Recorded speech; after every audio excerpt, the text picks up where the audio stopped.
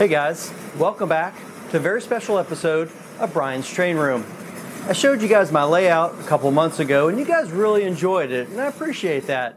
But the most questions came about the elevated highway right behind me. How is it made? How is it powered? What's the deal with the cars? And well, we want to see more of it. That is all coming your way. Fun's the word for a Lionel electric train because you're in charge. Yep, on the Lionel line, you're the boss. Any busy layout needs more than just trains. Cars running on a busy elevated highway adds another dimension to any layout. Let's check out this interesting corner of the layout and see how it all came together. The space. Early in the construction of the layout, the back wall area needed something to make it pop. It was too thin for accessories, yet too deep to not do something with.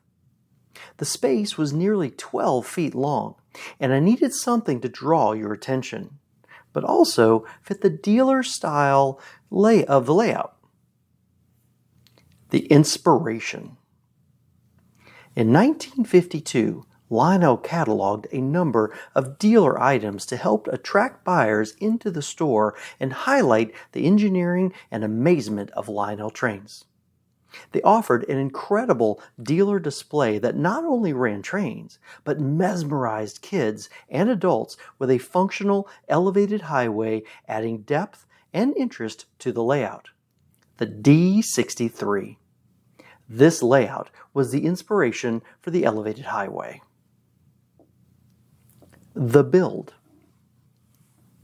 With the help of a local and very talented woodworker, a rough sketch and layout of the highway was done. I didn't know it at the time, but adding a slight bend or corner to the highway added a significant degree of difficulty to the build. But just a straight line shot between the two walls just didn't look right. Once the drive mechanism was in place, a thin wood top layer was added, leaving just a slot over the belt, and the road was painted flat black. A curb was added down the middle, and original number 35 street lamps were wired and installed along the roadway, completing the look. The pulley system. My original vision for the conveyor belt was an automotive-style belt that would snake between the two pulleys. But this wasn't going to work due to the length and cross-sectional dimensions of a V-shaped belt. The solution was used an industrial conveyor belt line that was round. This allowed for the belt to be cut to perfect size and would be able to change angles with minimal torquing. The belt chosen was a 1/4 inch rough surface belt that allowed for good size and minimal slippage on the drive pulley. The drive and dummy pulleys are situated at each end of the highway, and directional or guide pulleys were used to make the bend and keep the belt aligned. A nail was heated and then sunk into the pulley to provide the attachment point for each car as described later. The power. A conveyor belt doesn't move without power. The traction pulley was placed under the cityscape and was attached to a drive rod that extended below the table. I searched for a reliable yet inexpensive motor option to power the highway. My first try was a single-speed 1/2 horsepower motor that was attached to the drive rod via a reduction pulley and belt. That didn't work. So, I then tried a simple yet obvious solution. I used a Ryobi 18-volt electric drill and was able to control the speed of the layout with the trigger. Originally, I had to be under the table to get it working. That wasn't great. So I had my computer guy from work rig up a DC converter that I could hardwire into my drill and control the speed and then set the trigger. This allowed for constant speed that was variable when needed. Success. The cars and trucks. The D-63 from 1952 used lightweight Renwall plastic-style cars attached to a moving conveyor. I decided to use a selection of vintage die-cast cars from Midge Toy and Tootsie Toy that were the right size and colors. I wanted cars that had rolling wheels and would be interesting to see traveling along the road. Not just cars, but a truck or two as well. Even a Corvette convertible with a driver made the list. Each automobile had a washer added to the front of the bumper and axle. This provided just enough of a lip for the nail embedded in the conveyor belt to grab and pull the car along. It did take some trial and error to get it working. From city to the mountains, eventually.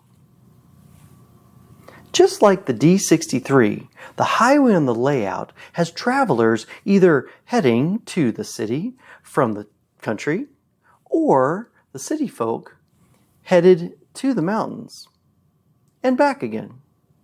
The city side was designed in a similar fashion as the original dealer layout, with multiple block buildings with windows. The buildings are layered to add depth. The mountain, well, is under construction.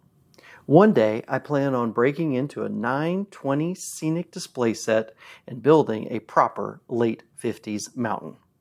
To be continued. Wait, that's not post-war. So like many towns across the country, highways do pass near or over neighborhoods. So, below the highway is a wonderful row of pre-war 184 bungalows. These fantastic tin-plate structures make any layout a home. A more upscale neighborhood of stately pre-war 191 or 189 country estate villas are located behind them. These larger homes add a level of sophistication needed on a layout as well. Make no mistake, I am a post-war Lionel guy, but these beautiful pre-war houses were perfect for the job. Let's take a drive.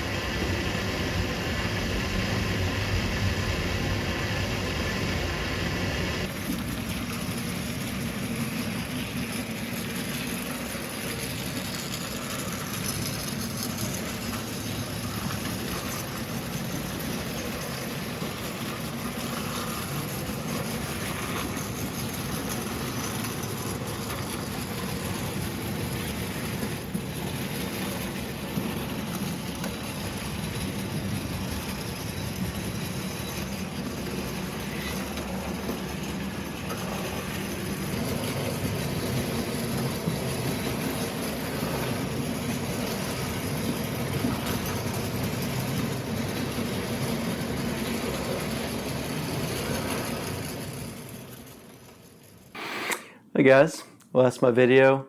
Thank you very much for watching. And again, everyone who really enjoys this channel, I appreciate everything that you guys are doing as well. The check boxes, the comments, the subscribing, all that stuff is fantastic. When I started this channel a year and a half ago, I had no idea where this was going to take me. And let me tell you, I am having a blast. The incredible amount of just rare, unusual, and oddball trains that are out there is just amazing. And I have had so many friends and fellow collectors who have been opened up their collections and have been willing to share some fascinating pieces with me and with you. It has been an incredible journey, and we have so much more to do. Let me tell you, there is some great stuff coming your way. If you haven't introduced someone to Brian's Train Room, please do that. This is the only way to be able to get some of that information out there these days, and it has been fun doing so, and I appreciate y'all's support. As I mentioned, I don't do this alone. I have a number of friends and fellow collectors who have shared pieces and information with me, and those are certainly listed at the back. I cannot do this without them, so this has been fascinating. So, as always, I certainly appreciate all that you guys have done for me, and as always, thanks for joining me on Brian's Train Room.